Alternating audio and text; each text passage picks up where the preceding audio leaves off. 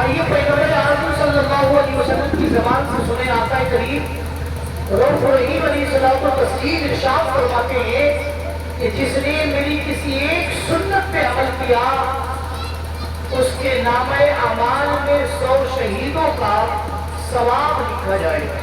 کہیے سبحان اللہ. تو آقا ارشاد فرماتے ہیں کہ النکاح من سنتی، کہ نکاح میری سنت ہے. اور دنیا میں کم و بیش 1,24,000 یا 2,24,000 انبیاء تشریف لائے. تمام انبیاء علیہ السلام کی سنت شادی ہے. صرف 2 نبی ایسے گزرے ہیں جنہوں نے نکاح نہیں کیا. ایک حضرت یحییٰ علیہ السلام اور ایک جناب حضرت عیسیٰ علی نبینا علیہ السلام. یحییٰ علیہ السلام کا نکاح اس لیے نہیں ہو پایا کہ آپ اس عمر سے پہلے ہی آپ کی قوم نے آپ کو شہید کر ڈالا. اور اللہ کے پیغمبر حضرت سیدنا عیسیٰ علیہ نبی علیہ السلام کو آسمان پر اٹھا دیا گیا، مگر ان کے بارے میں یہ بتایا جاتا ہے کہ قرب قیامت جب وہ تشریف لائیں گے تو زمین پر ان کا بھی نکاح ہوگا، ان کی بھی حکومتیں قائم ہیں. یعنی جتنے انبیاء تشریف لائے تمام انبیاء نے شادی کی. اور مذہب اسلام میں شادی کی بڑی اہمیت ہے.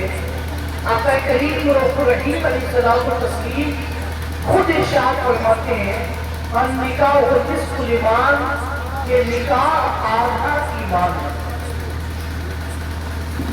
اس لیے عزیزوں ہمارا یہ شیوا رہا ہے، ہمارا یہ طریقہ رہا ہے کہ جب اللہ ہمیں خوشی کا موقع دیتا ہے یا جب ہم پہ آتے ہیں تو ہم اللہ کے رسول صلی اللہ علیہ وسلم کے ذکر کی محفل سجاتے ہیں. آج جو محفلیں سج رہی ہیں یہ رسمی طور پر سج رہی ہیں. اگر ان محفلوں کی اہمیت ہمارے دلوں میں اتر جائے یا ان محفلوں کی عظمتیں ہم جان لیں تو یقین جانیں اس کے فائدے ہمیں ضرور ملنے شروع ہو جائیں گے. مگر آج کل کی جو محفلیں ہیں وہ رسمی طور پر ہوتی ہیں. بہت کم لوگ ایسے ہیں جو عقیدت کی بنا پر محفل میلاد سجاتے ہیں. ہونا یہ چاہیے کہ جب محفل میلاد ہو تو دنیا کے سارے کام کو چھوڑ دیا اور چھوڑ کر بیٹھ جایا جائے. اور ضروری نہیں کہ 10 گھنٹے تقریر ہو، 5 گھنٹے تقریر ہو.